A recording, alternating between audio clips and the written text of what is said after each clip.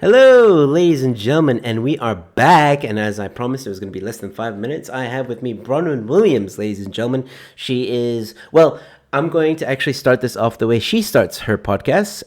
Bronwyn, in your own words, introduce yourself. Yeah, I'm Bronwyn Williams. I'm a partner at a company called Flux Trends, where we do unpack trends as business strategy. We known essentially as Futurists, which we can get into. And I'm also a partner at a company called Metanomic, based in Scotland, where we're trying to build, or we are in the process of building, really exciting software to help people in the gaming economies or gaming environment to effectively price their economies. In other words, to bring real rules around scarcity and value to gaming markets as increasingly they try to open themselves up to the wonders of Web3 and crypto and play and earn gaming and all the rest of it.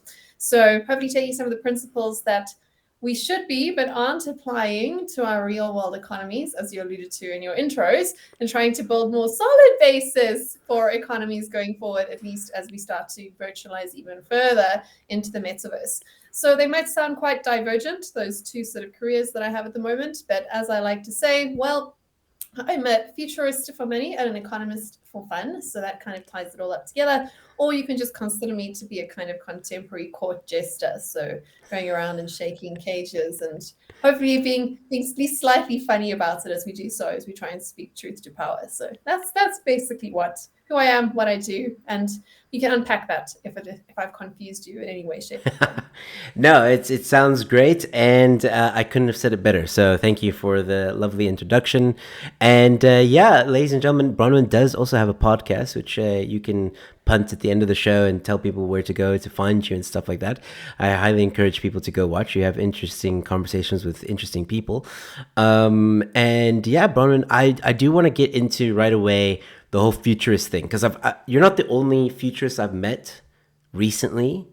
But I didn't have a chance. The guy that told me, oh, he's a futurist, is at a party, and I didn't have a chance to really get into it. So maybe you can give a nice definition for what exactly is a futurist. Is it someone who looks at or looks out for the possibility of Terminator maybe taking over one day? Sure. Well, it's a very broad term. At its basis definition, we're all futurists. In fact, if you didn't have any sort of sense of the future and your ability to at least control some part of it, we wouldn't get out of bed. I mean, like we are prediction machines as human beings. We predict like what we're going to eat later today. And even if we're not consciously predicting, we're predicting moving our bodies. We try and catch a ball or pick up a cup of coffee or whatever sort of that whole thing is. So, like we are all futurists, but professional futurists, what we tend to do is to really not so much predict the future as to try and make sure it is less shitty than it could be. So we kind of hoping to alert people to potential opportunities that they might have missed, and also to prevent mistakes that are avoidable. So that's really as simple as it is. It involves really getting to grips with empirical and instrumental rationality, which are very big words to say that we need to understand the world as it is if we hope to change it in a direction that we want it to go in.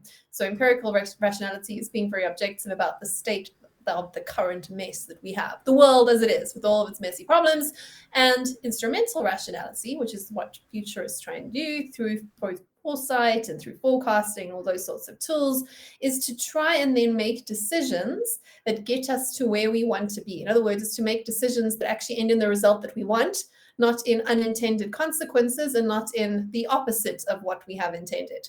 So it's the sort of skills we all need in our lives, but perhaps our policymakers and politicians who actually make decisions on behalf of a whole lot of us need even more of these skills, because they are obviously taking on decisions that have greater consequences. So it'd be nice to know that they are at least, first of all, being honest about the current situation, and secondly, taking a sort of steps that will solve the problems they say they're solving rather than making things worse. Unfortunately, that's not necessarily the world works, but Yeah, that's unfortunately. so um, profit is probably a better word than a futurist for what we do. okay. Like change your ways, come to Jesus, those sorts of speeches, right? Well, is it a general, like, do you look at the entire world, or do you specifically look at where you're at, and taking it even further, or do you only look in terms of like an economically, or socially, or does it encompass everything? Oh, we cover everything. And that is something, excuse me. No worries. Sorry, should have had some water before I came on. Yep. No worries. I'm dealing with the post-COVID cold, right? You know, all Yeah. the germs that laid in wait for us and then like jumped out after saying, we're back after 2 years of being home. But in terms of actually being a decent futurist, I firmly believe that you have to be a generalist to do our sort of role. We are expert generalists.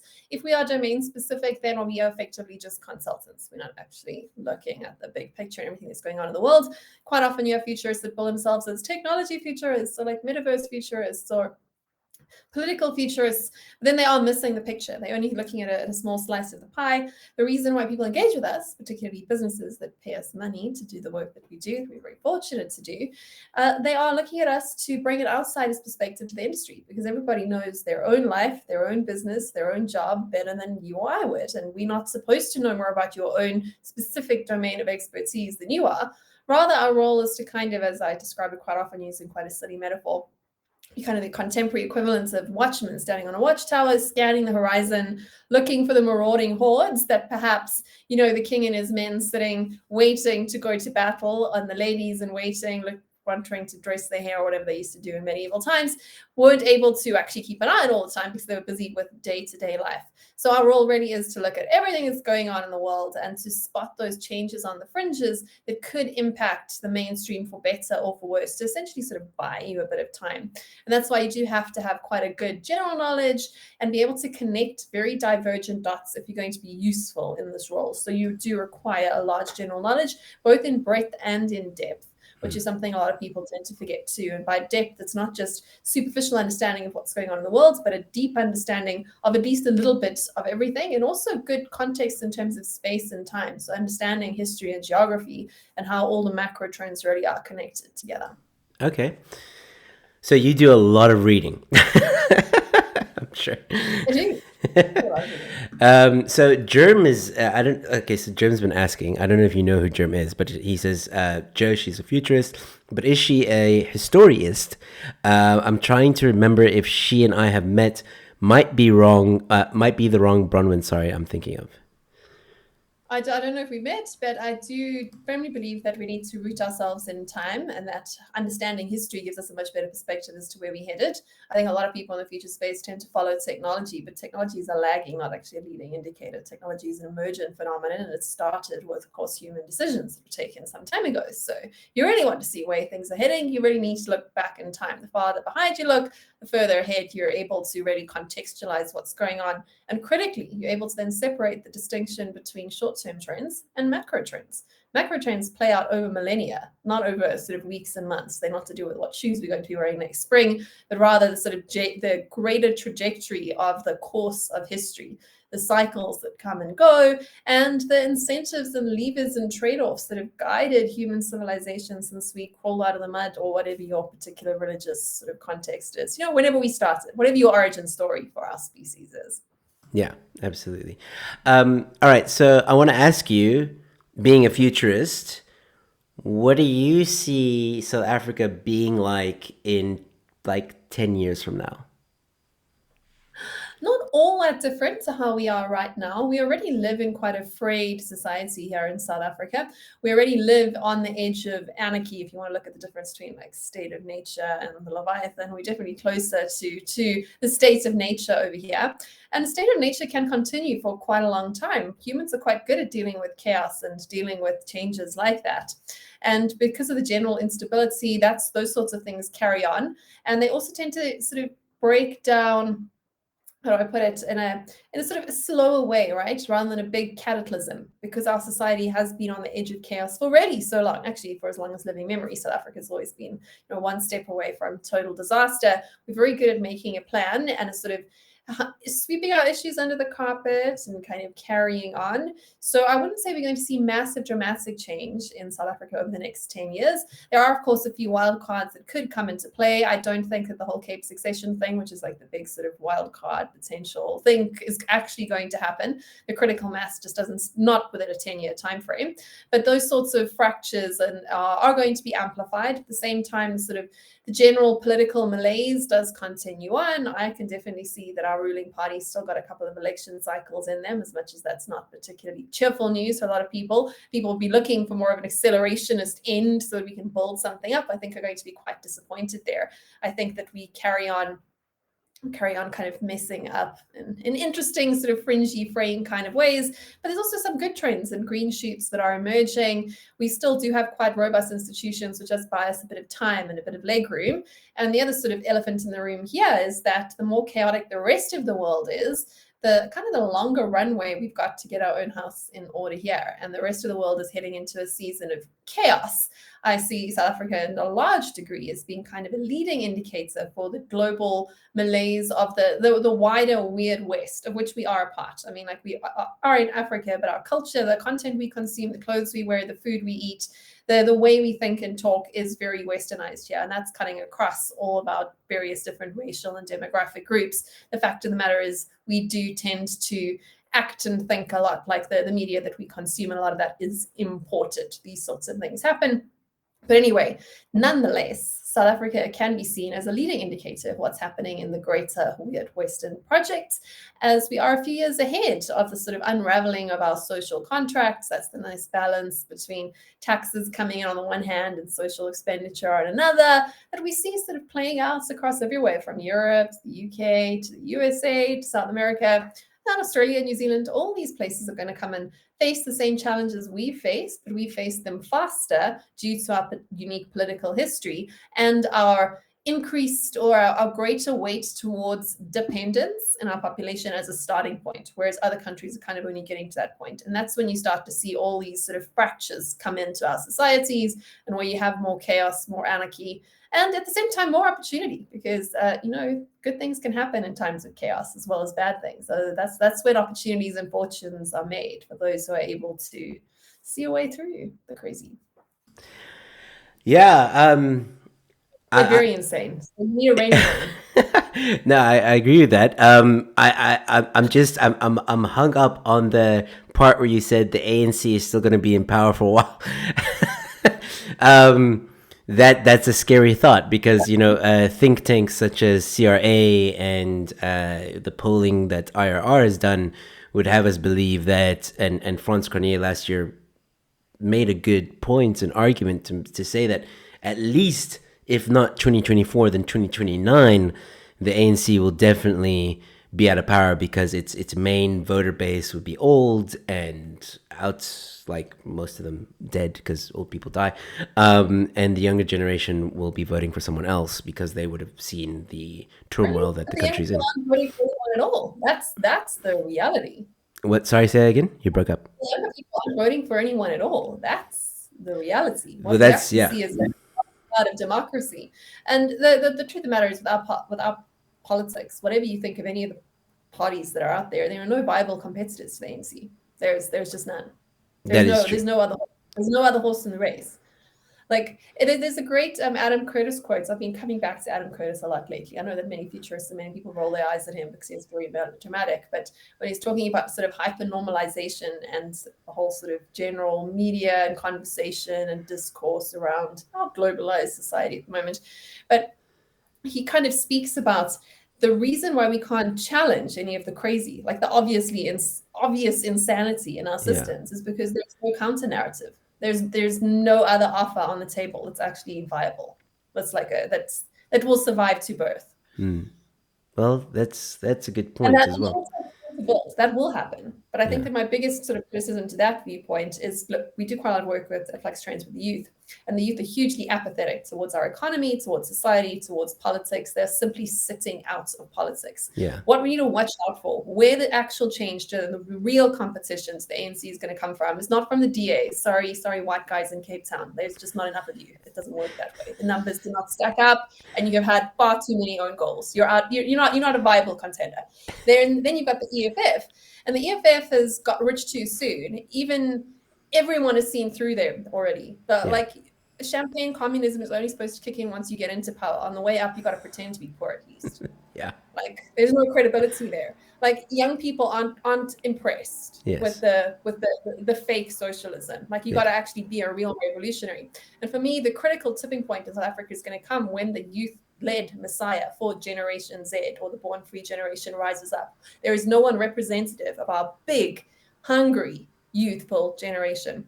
There were a few Fair sort of point. characters that came out of like the Feast Must Fall movements, but none of them have actually picked up the baton and run with it. Had this conversation with a couple of people, a couple of academics actually this week, speaking about exactly that, how the Feast Must Fall leaders were actually tamed by commerce in South Africa. They were plucked out of student politics and straight into corporate, becoming part of the problem rather than part of the solution going forward. There's a huge leadership vacuum in our country. As you said, it's aging politicians. They're the only ones that we have. And for the next couple of election cycles, I don't see this changing unless that youth messiah rises up. And that's a power vacuum that could be critically scary for this country, because if that messiah is a good guy or a bad guy, a good king or a bad king, that's going to be the tipping point to South Africa. That's my point of view, just due to the sheer numbers on size and the fact that there's no palatable menu item for anyone under the age of 30 in this country currently on the political menu, which is why the status quo kind of trundles on almost like a headless bureaucratic kind of monster that can perpetuate even without powerful leaders at the top, because this is a patronage corruption monster that's been built and will continue rolling no matter who's at the throne until you kind of got the new missionary messiah-like character that will ultimately rise up. Hopefully not a strong man, but that's the scariest scenario playing out here, where you get a strong man populist character, a young man populist character, not like a sort of Trump or a Putin or these sort of aging boomers, but rather one of the African generation that captures the youth and can lead them either to the promised land or to absolute destruction. And that's what we need to be so scared of in a world with this doesn't have any clear idea of the future, no prevailing counter narratives. That's a black hole. That's a hole that's going to attract something. And if we're not attracting and filling that void with something inspiring and positive and that we can get behind for the right reasons, well, we're going to get someone that's going to drag a whole lot of people behind them for the wrong reasons. We are primed for a mass movement in our underemployed, unemployed, youthful, idle population. I'm not saying that it's a judgment. I'm saying that there's simply, we have provided no opportunities and no inspiration for a large, hungry generation. And that pent up energy can be deployed for good or for ill. We must be very careful of that. That's when we're going to see change. That character has not arrived yet. Sorry, Musi, it's not you. Sorry, Julius, it's not you. We're waiting. And you should be concerned. Oh, well, would you say, because like a lot of people thought that Action SA may be that driving force. I don't think Action SA is really touched on youth. I don't think there's a lot of youth. I don't know. I could be wrong. Old. They've been around this block. It's the same characters that have been, in the stories. Yeah. So Action SA, same thing. Not the one. No, I don't think so. We're talking about a populist revolution. Yeah, we're not talking about a character, a messiah, someone that people can rally behind. So And we're talking about an actual character politician, which we have not had for a long time. We've only had parties, and that's what's going to rally the youth behind them. So whether it's like a Maggie Thatcher type character, if you're more conservative, or whether it's like a Che Guevara, we could get any of those. We could get a young Lenin, a young Stalin. Like we could get a Pol Pot. We don't know what's going to come up out of that vacuum, but it's not any of these aging bureaucrats that we've currently got playing party politics at the moment. None of those are going to change the status quo. No, None of them are going to form viable coalitions either. Let's be honest too. They all ex-lovers, all of those parties. Like nobody's able to settle down and play happy families.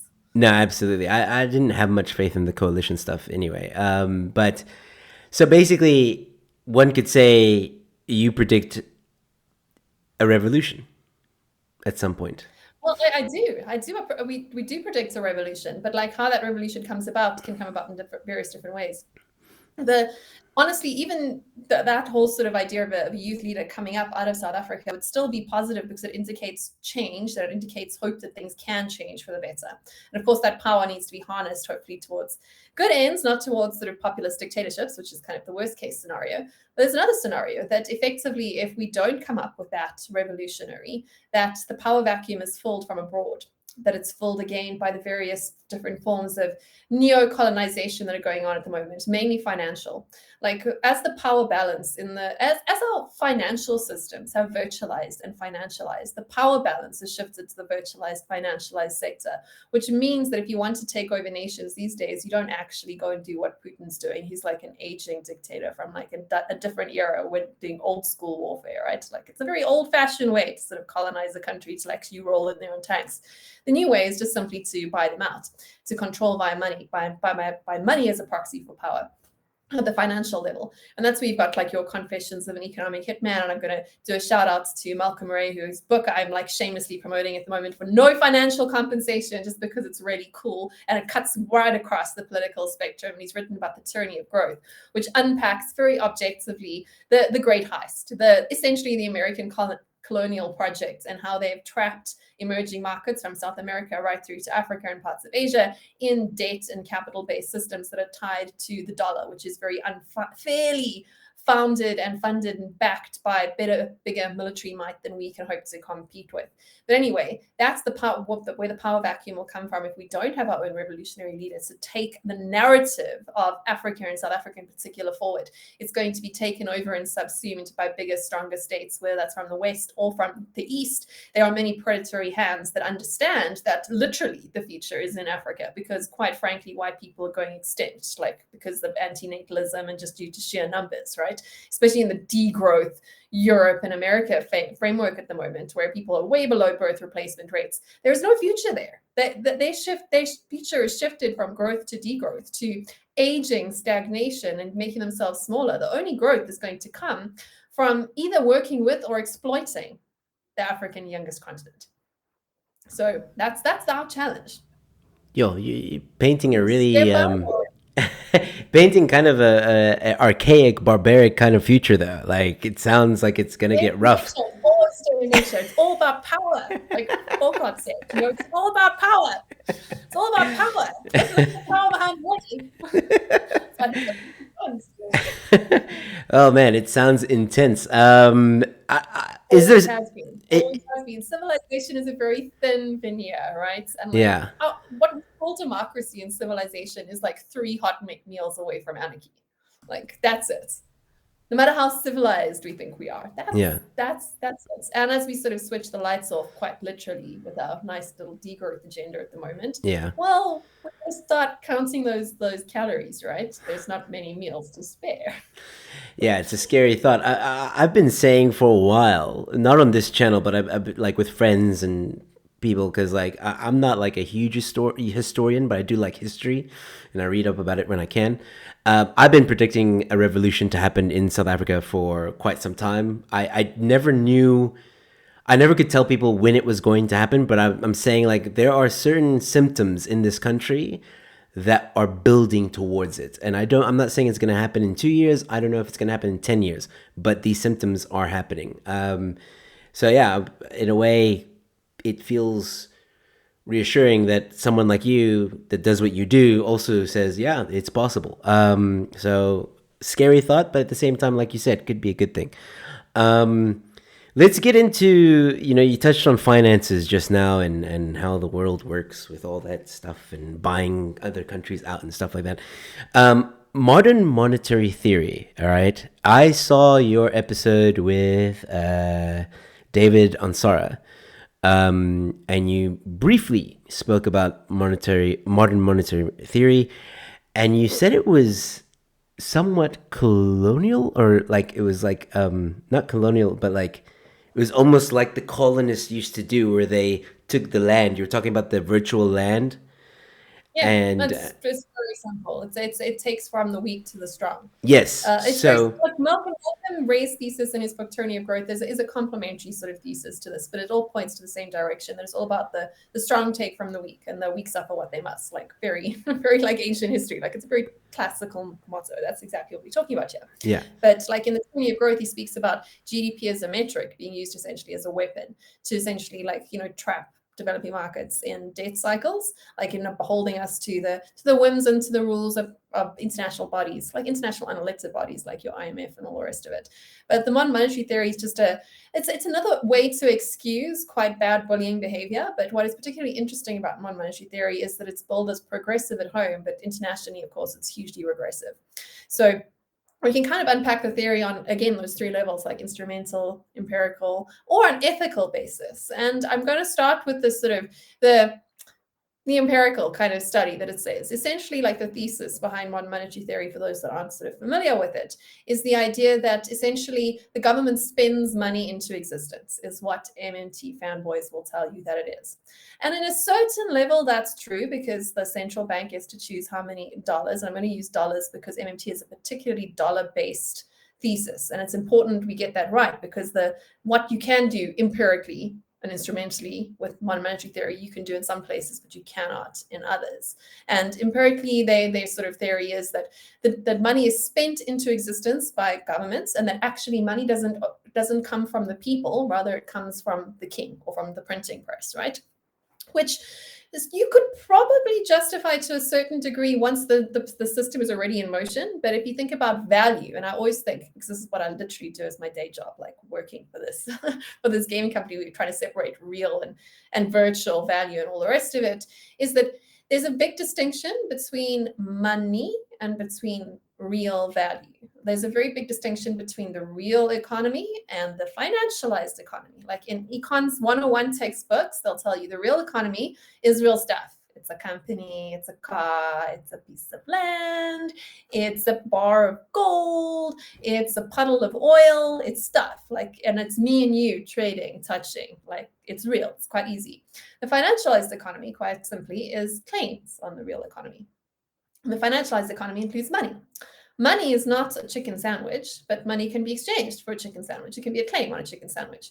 A share certificate is not a company, but it can be exchanged for a share of a company's profits, right? A title deed is not a house.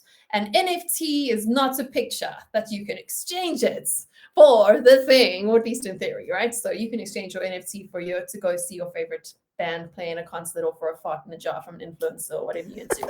So that's what it claims, okay? But the critical thing with trying to understand the financialized economy is that's where money lives.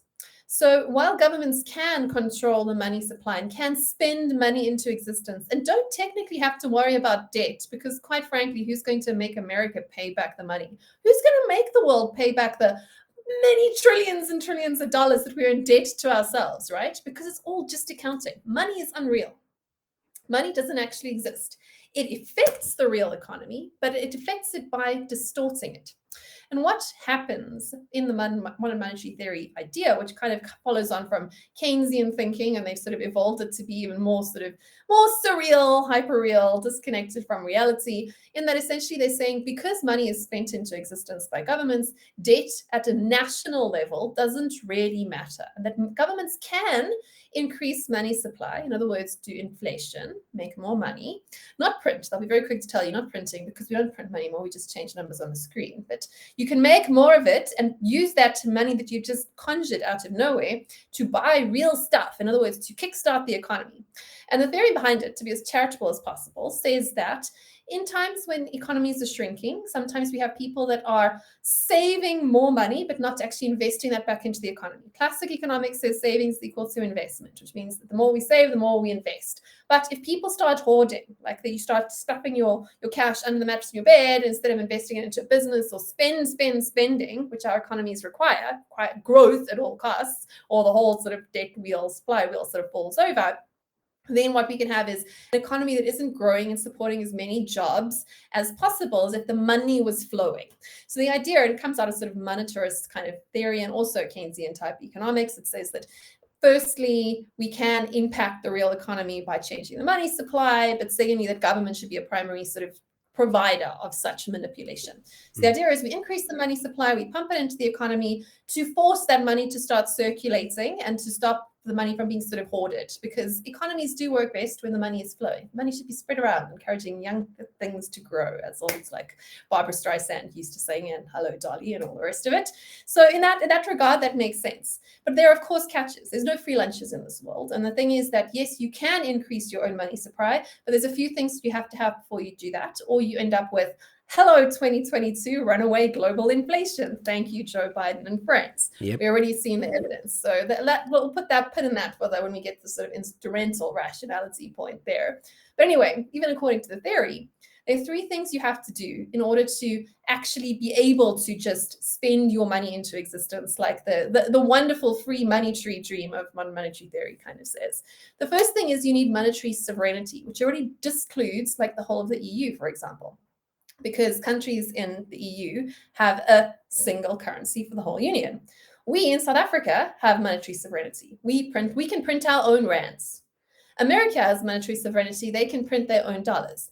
El Salvador, who just adopted Bitcoin, does not have monetary sovereignty. El Salvador was using the dollar, which meant that they were subject to the decisions that the dollar was making in terms of their money supply and how that works. That's why they were able to adopt Bitcoin, because quite frankly, they weren't losing anything because they didn't have sovereign control of their own money to start with. The second thing that's important, if you're going to be able to just print money, is that you have to have other people believe that your money is worth what you've just printed.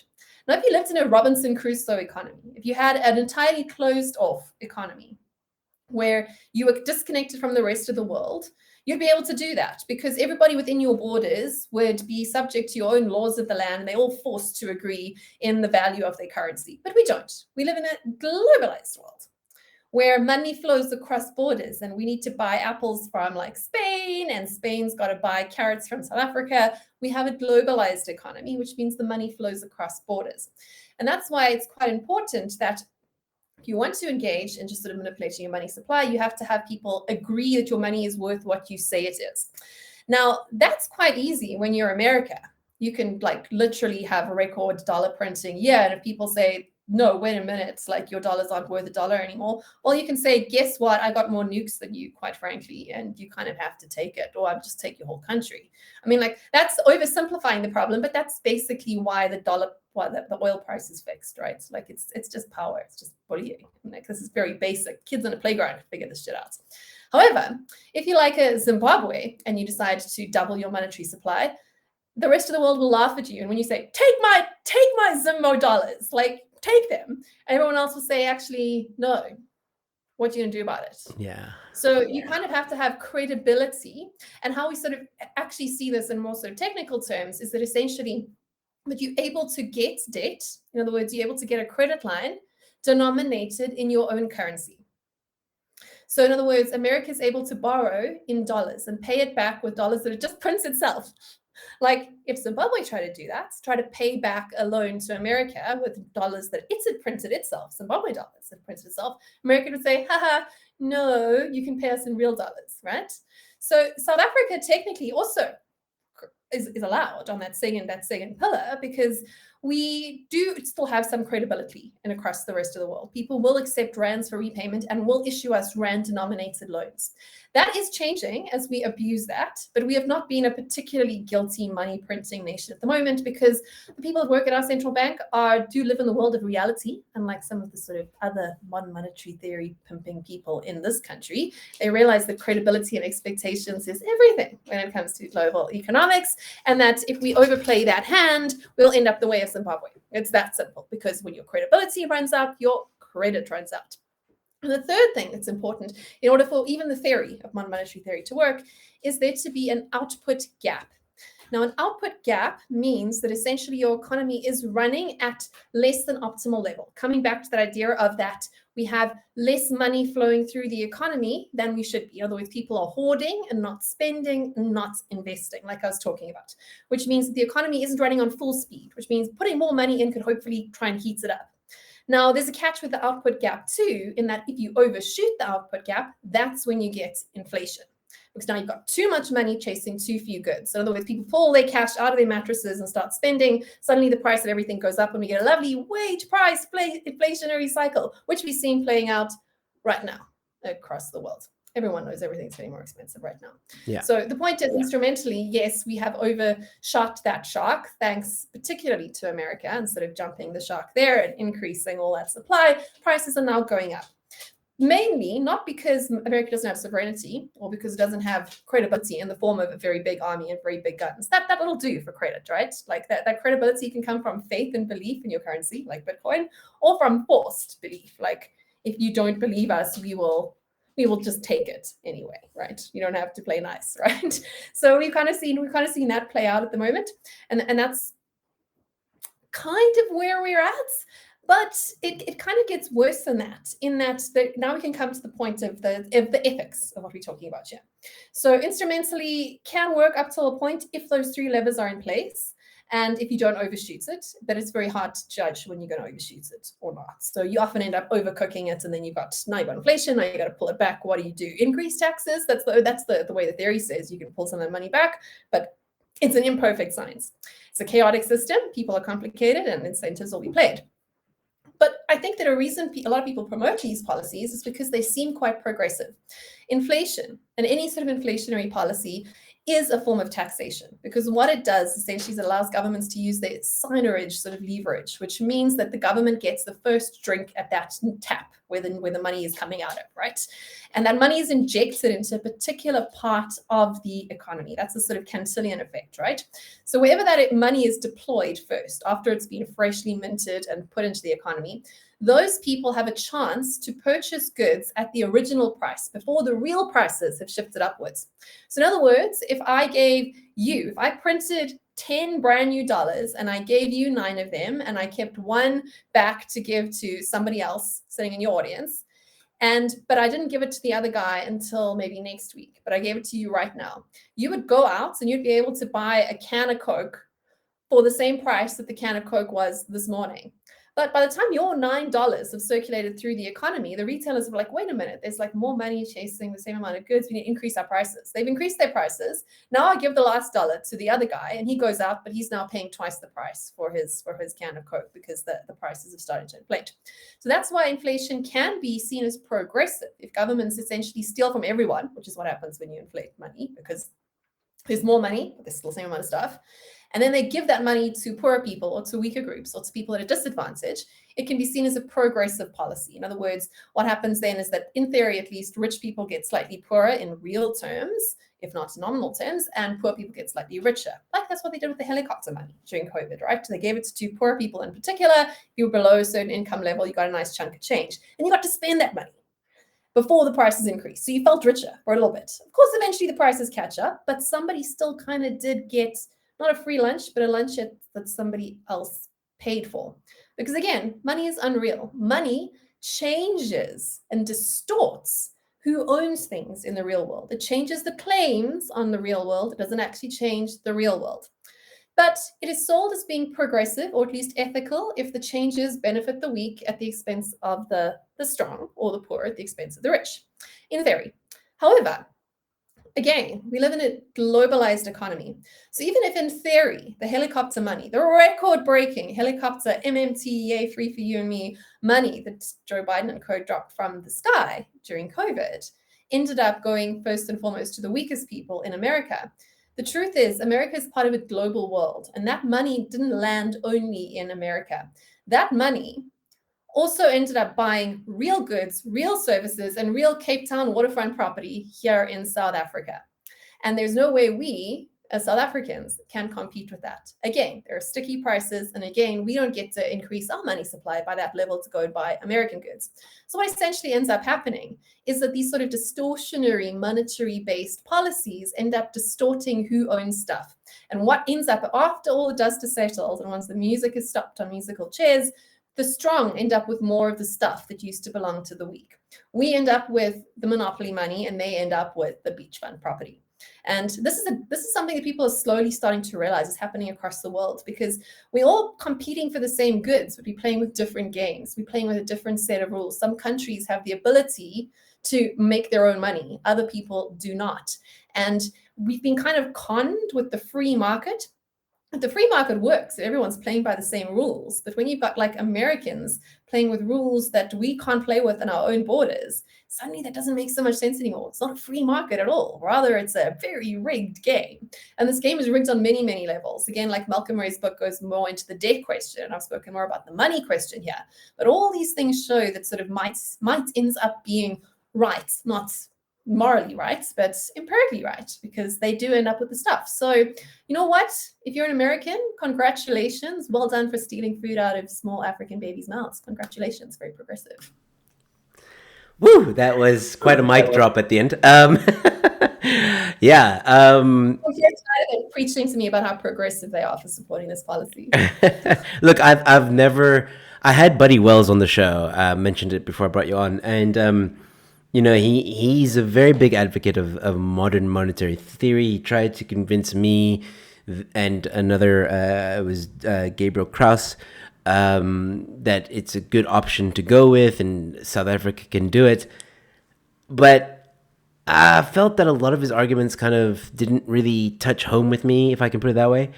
And I always felt that modern monetary theory, it just didn't, just the fact that a government prints more money is not a good thing. Even if you are an America, yeah, you can bully and you can give that credibility, but we're seeing it now, like you mentioned earlier. You know, there's inflation, people are suffering, and obviously with this whole war with Ukraine and Russia, things are getting even worse with the petrol now going up in America.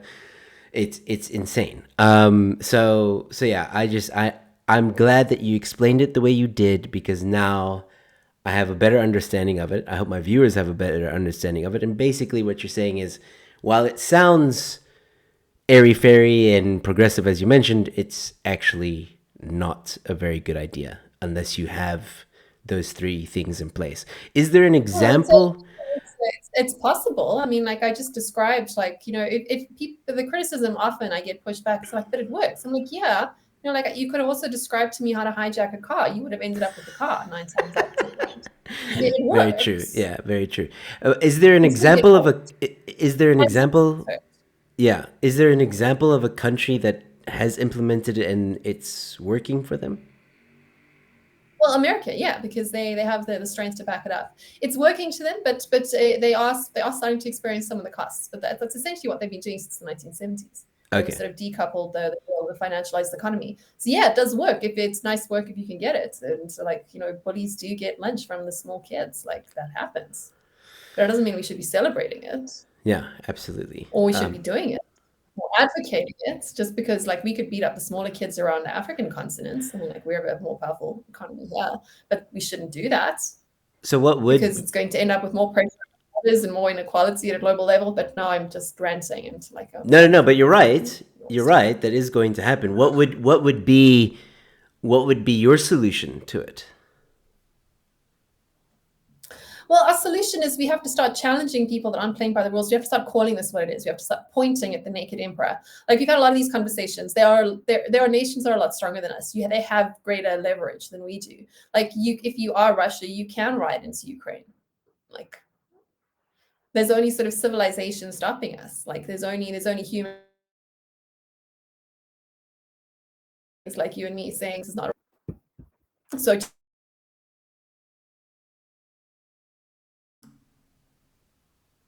So we really do have to get that right.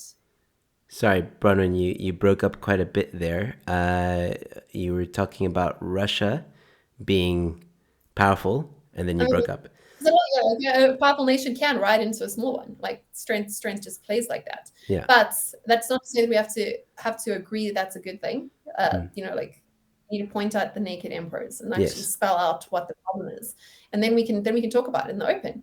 And we have to call these things what they are. We can say it might be progressive internally, but internationally it's hugely regressive, and it's regressive against the most vulnerable people in the world. So, you know, like, I'm kind of tired of being called, like, you know, conservative here. I'm actually much more radical, sort of actual progressive than you are, because I'm an international progressivist. That's practically a Marxist when you put it that way. Yeah. I'm more Marxist than you are, but I'm not. But you know what I'm saying? Like, we have to actually call is what they are. We have to spell them out. And we have to look at who the losers are, because almost all of our accounting only focuses on the winners and how big the winners are winning. But there's a whole other side to the balance sheet, and we have to interrogate that. What are the side effects of these policies? Who is carrying the cost? Those costs are passed sort of temporally and spatially through space and time, but there's always a cost. And anything that takes place in the financial world is a distortion on the real market. And sometimes those distortions can end up being for good, if you like taking things back from people who stole them in the past or whatever, being a bit more redistributive. We have to understand we do live in a very unequal world, but quite often they can have the opposite effect and end up just really enriching the strong at the expense of the weak. So if they're going to keep on doing it, we might not be able to stop them, but we can absolutely stop them from thinking or allowing them to pretend that they're doing it for good reasons or that they're actually the good guy in the room. Okay, that makes sense. But again, thank you for explaining that. I feel like I can have a better conversation now with some people about this theory.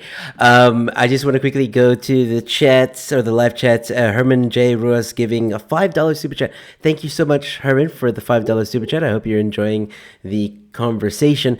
And he didn't really he didn't really give a comment, but he just gave a $5 super chat. And there you go, an example of how money, like we're talking about now, is globalized. Like that's dollars now moving into South Africa. Like you said, it's very difficult now for countries to kind of be by themselves almost, or to like be on their own and not trade with any other country. I wanted to ask you as well about South Africa specifically. So you have a lot of people that advocate for modern monetary theory in South Africa. What would you predict would happen if it was implemented, if it did happen? Would we see another Zimbabwe situation? Not immediately, but we would see what we'd see as a drying up of access to credit. We've still got some leeway there. As I said, you kind of have to have monetary sovereignty, which we do have. So we can actually get away with some of that. And domestically, if we decide to close our economy off, go back to like apartheid era kind of politics, be much more sort of isolationist, you could probably get away with it for longer. But that's assuming we're sort of self-sufficient. Like we're not actually reliant on imports for day-to-day living, which we are. We're reliant on imports of things like energy and food, quite important stuff. So unfortunately, there are limits there in terms of our credibility. And the credibility is the big one for South Africa. Investor expectations are already so against us due to our political uncertainty, due to our policy uncertainty, the insurrections, the violence. All of these things make capital uncomfortable for coming here. They're uncomfortable, particularly if they don't think they're going to be able to get it out. And credibility in terms of actually buying up our sovereign debt, like actually being able to issue that on the open markets, there are limits to that. Now, there is still runway there too for us to get away with that for several years probably, because we have not tapped out our full actual sovereign debt issue at the moment. People will still give us loans that are rand denominated, which means we could pay them back technically by printing our own money, but only until they don't. And credibility, unlike other things, can run out very, very quickly. And our credibility in South Africa is backed purely by faith in our future. It is not backed, unlike it is in other places, by military might. It's backed purely by the sort of the goodwill of the international community. So once that runs out and other people are like, no, actually, we're not going to purchase your bonds, South Africa. Like, we're not actually going to loan you more loans at a commercial level or at a national sort of sovereign level. If we're not going to do that, then the sort of the party train runs out pretty quickly. On the output gap space, there is definitely runway there. So that inflation wouldn't be where inflation comes from. Inflation would come from rather the fact that we lose credibility on international markets. So in theory, we could run into a Zimbabwe crisis. It's happened to much more advanced economies than ours and our neighbors. But I think that saner heads will probably prevail in that direction. I think we've got enough other own goals that are more near and pressing threat to what would happen. Or that it's the credibility question, and expectations are reality when it comes to economics and countries that can't force their will on the rest of the world. So you don't see South Africa going in modern monetary theory direction? No, I mean, like we are going to probably engage in some sort of money printing, but embracing the whole sort of modern monetary theory wholesale, I would say that's highly unlikely here, because people that work at the Reserve Bank are sane adults. They understand how this works, and even if they've read Stephanie Carlton's book, they completely understand that America is not South Africa. I don't think people working in our sort of Ministry of Finance and the Reserve Bank are stupid at all. I know many of them, and they're quite smart. Okay, cool. We'll Well, call in a it way, that's inflation, good but news. it will increase money supply, but not to that extent. Yeah, yeah, We yeah. don't have all the leverage. We don't Okay. have all the we don't have all the leverage there. Yeah, no, that I understand. All right, so I wanted to go back to what you spoke about when you were talking about your introduction. You said you're doing work with gaming. Now, Yes. do you mean like gaming as in gaming, like Xbox, PlayStation, or is it Yeah, another? exactly that. So what Okay, we're doing is we're building software to help gaming companies to integrate with the great big financialized world out there. We saw okay, this is quite a big opportunity given that so many games and like what's happened with NFTs at the moment, like okay. and the rise of playing own gaming and all the rest of it. What's happening is that formerly closed economies, and you can think of every game as being a closed Robinson Crusoe economy, are That's now true. opening up to the global market, which means essentially they are, like South Africa and Zimbabwe, losing their sovereignty or Mm. a degree of their sovereignty by opening up to the world. So they can be seen as a standalone economy, which means they have to start playing by some of the same economic rules that we've spoken about today. They have to understand cause and effect. They have to understand the limits of modern monetary theory on printing your own in-game currencies at infinite levels. When you start to connect that with the global markets, which means through now trading, allowing people to extract that value, whether it's through fiat or through crypto or through NFTs, means that if you don't get your monetary policy right in your gaming world over the things you do have control over, then you're going to end up with massive capital outflows, which is Mm. exactly what we saw happening in economies that collapse or jump the sort of modern monetary theory shark. So our software allows them essentially to sort of balance their in-game economies and to control their real and monetary scarcity, the things they do have control over, to give them the best chance of being able to actually extrapolate that value through playing their own gaming mechanisms by tapping into all the wonders of Web3. Yeah, so I'm trying to understand completely. So how exactly is that going to be tied into gaming? Like like say I'm playing Call of Duty. How does Yeah. your software impact that? Well, it's depending on the game how they want to integrate with the general economy. So generally, there's two ways that gaming economies are trying to integrate with the real economy, either through the goods market or through the money market. Now, in the gaming case, your goods market could be like trying to make NFTs of your favorite gun or your favorite skin, or perhaps breeding Axies. Everyone knows about Axie Infinity and selling the monsters. That's the gaming goods economy. So it's like the unreal goods economy. But if we understand rules of scarcity and we create real scarcity, real and relative scarcity for the goods side of your gaming economy, much like in the real world, there's real and relative scarcity compared to diamonds to say to gold to water, right? Those are real parameters. By setting those real parameters, gaming economies can create real value for their goods.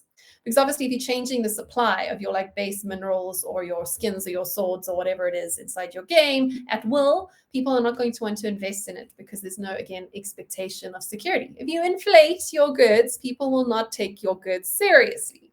Same thing we've spoken about with like the inflationary monetary policy. You have to set those rules. Our software helps you set those rules so players can make expectations about how to then start trading those now released goods, those goods that are now available for export out of the gaming world and into the form of NFTs or into be able to trade it for real money outside of the game, which gamers have done incidentally for decades, unlike eBay, right? Like Yeah. illegal trading. This is now just becoming sort of legalized and normalized. And the other way they do it is through the monetary side of the gaming economies, which is being allowing players either to start using tokens, like Mm. crypto tokens as in-game currency, or allowing exchanges for like in-game currencies to be exchanged for tokens or for fiat money. Again, the same principles apply. If you're going to abuse the laws of supply and demand, if you're going to do helicopter money drops, you're going to devalue your currency, and players are going to essentially take their money away from your game and go somewhere else where they can get a better yield. And that's what's quite interesting with the gaming world. And that's all of this is based on one simple thing, which is based again on a very real, tangible side of the economy, and that is human attention.